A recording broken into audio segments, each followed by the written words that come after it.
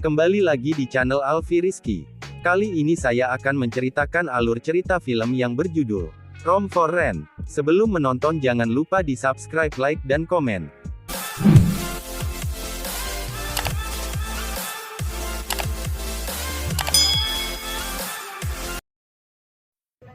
Lipstik di depan ini telah menganggur selama 50 tahun. Tetapi diambil nenek tua ini lagi hari ini. Sebenarnya karena, nenek tua ini mau mencari perhatian pria yang umurnya kurang 49 tahun darinya. Dia tidak hanya memakai pita yang imut, malah menukar gaun yang sudah 30 tahunan tidak dipakainya. Demi dekat dengan pria ini. Malah memberikan sendok yang sudah dipakainya padanya. Melihat pria itu meminum bekas liurnya, nenek tua yang malu ini merasa belum puas. Setelah itu dia masuk ke kamar pria ini. Menggunakan deodorannya ke ketiak. Bahkan memakai sikat gigi pria itu untuk menyikat giginya. Nenek tua yang berbunga-bunga ini. Sebenarnya suaminya meninggal belum melewati 7 hari. Nenek ini bernama Joyce dan sudah berumur 70 tahun. Beberapa hari lalu suaminya baru saja meninggal. Dia mengira bisa mendapatkan kebebasan dari kematian suaminya. Tetapi suaminya bukan hanya melecehkannya puluhan tahun, malah meninggalkan utang yang banyak sebelum meninggal. Joyce terdiam ketika mendengar ini. Dia berpikir bahwa dirinya tua dan tidak memiliki uang. Hari kedepannya saja susah bertahan hidup apalagi membayar utang. Akhirnya demi dirinya, dia berencana menyewa rumahnya. Setelah memasang iklan keesokan harinya ada sepasang kekasih yang datang menyewa. Meskipun suaminya tidak puas, tetapi istrinya Jenny merasa masih nyaman. Tetapi sang suami sama sekali tidak peduli apakah istrinya suka atau tidak, karena Jenny dan Joyce sama hidup dalam kekerasan keluarga. Akhirnya mereka berdua saling curhat. Hubungan mereka semakin baik bagaikan sahabat. Meskipun suaminya mau pindah minggu depan, Jenny dan Joyce juga tetap saling berkomunikasi, terus saling mengirim surat. Tidak lama kemudian Joyce tahu bahwa Jenny sudah mengerti. Dia cerai dengan suaminya dan hidup bahagia. Dan menyemangai Joyce agar hidup bahagia. Mencari pasangan hidup lain sepertinya. Kalimat ini bagaikan ramalan. Hari berbunga-bunga Joyce pun tiba. Hari itu datang seorang tamu baru. Kamu lihat pria ini sangat ganteng. Tidak menyalahkan Joyce yang menggoda, hanya menyalahkan pria ini terlalu ganteng. Di saat itu hati Joyce pun berdebar-debar. Langsung jatuh cinta pada pria yang datang pada masa tuanya.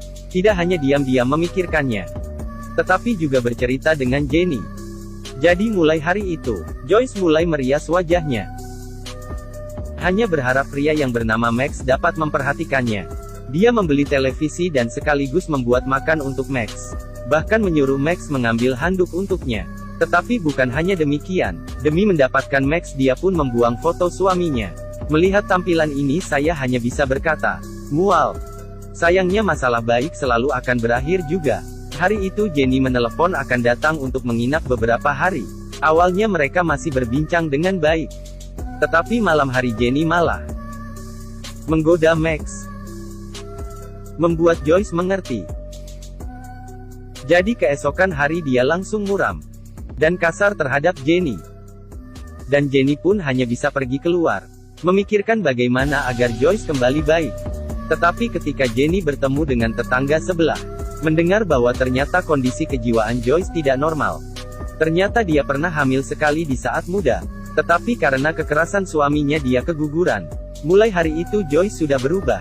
Jadi tetangga menyuruh Jenny agar menghindarinya. Jika tidak akibatnya sangat fatal. Setelah Jenny mendengar, langsung ingin pergi. Jadi setelah dia sampai di rumah langsung membereskan barangnya. Lalu tidak ingin menghiraukan Joyce lagi. Tetapi Joyce tidak merasa dirinya bermasalah. Malah merasa dia kehilangan teman karena kesalahan tetangganya. Akhirnya Joyce ke rumah tetangga. Mengambil bantal dan menutupi muka tetangga hingga mati. Kemudian dia mulai berdrama. Berbohong bahwa tetangganya mati karena sakit jantung. Menangis dari luar hingga masuk ke dalam rumah. Kemudian memeluk Max. Tetapi hati Max hanya memikirkan Jenny. Langsung bertanya di manakah Jenny. Joyce berbohong bahwa Jenny sudah baikan dengan suaminya. Kemarin mereka hanya berpisah sementara. Jika kamu masih memikirkannya saya juga tidak melarang. Besok saya mengantarmu ke rumahnya. Anggap saja ini makan malam perpisahan kita. Meskipun dia ragu tetapi juga setuju. Tetapi setujunya malah mendatangkan resiko. Malam itu Joyce meletakkan obat tidur di minuman Max. Setelah minum Max pun pingsan. Dan Joyce menggunakan kesempatan ini, menarik Max ke kamarnya. Ketika Max bangun hanya tahu bahwa kepalanya sakit. Dia tidak ingat apa yang terjadi. Tetapi saat dia ingin bertanya apa yang terjadi, tukang pos mengirim surat. Joyce ingin menerimanya tetapi Max mengambilnya. Setelah melihat surat Max ingin pergi, Joyce pun mengerti. Ini pasti surat yang dikirim Jenny. Apakah Jenny yang sudah pergi masih ingin menggoda Max? Yang tidak didapatkan saya orang lain juga tidak berhak mendapatkannya. Jadi dia langsung memukul Max hingga mati di tempat. Setelah Joyce melihat surat yang berisi bahwa Jenny hamil, dia langsung sadar. Dia segera menguburkan Max di bawah rumahnya, mengambil uang tunai, berencana mengambil uang itu untuk pergi. Kemudian dia menulis surat pada Jenny bahwa dirinya sudah melupakan Max.